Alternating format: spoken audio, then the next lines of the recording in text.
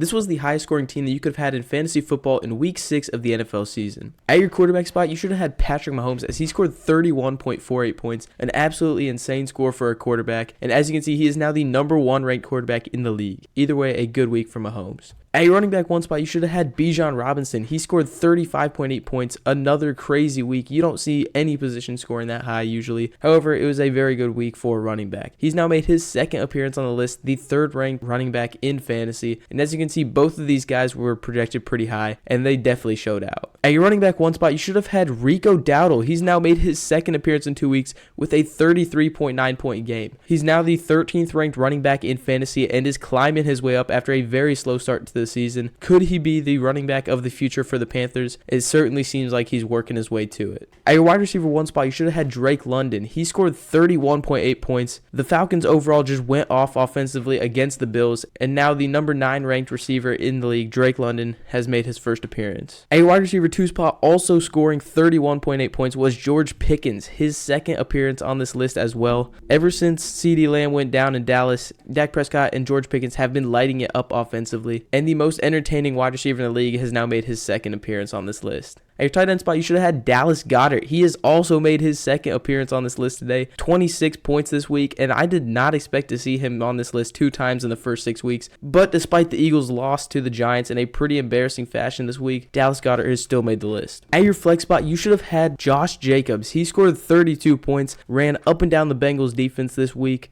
And after a kind of slow start to the season, he is now up to the 7th ranked running back in all of fantasy. Definitely a guy you want to have on your team going into these coming weeks. For your defense, you would have wanted to have the Broncos or the Raiders, as both of these two teams scored 18 points, the highest scoring defenses in the league. However, they both come from different backgrounds. As you can see, the Broncos, making their 2nd appearance on this list, are the 2nd ranked defense in fantasy, and the Raiders are only the 20th ranked defense in fantasy, making their first appearance here this week. And finally, at your kicker spot, you would have wanted to have Eddie Pinheiro. He had 18 points as a kicker this week, making his first appearance on this list with the 49ers. I'm not going to lie, I have not been keeping up. I didn't even know he was the kicker for the 49ers. However, he's now the 2nd ranked kicker in all of fantasy, so who knows? It seems like he's having himself a pretty good season. Definitely not a bad guy to have on your team. And in total, if you had all these guys on your team, you would have scored 258.78 points. That is absolutely insane. You would have demolished any other team you played in your league. For example, this team was projected 134.5 points, and that's about what everyone else in your league probably scored, and you would have almost doubled that. But did you have any of these guys on your team? Let me know down in the comments below. Did they help you to a victory? And if not, better luck with your team next week. And be sure to pop by next week to see who makes it onto this list then.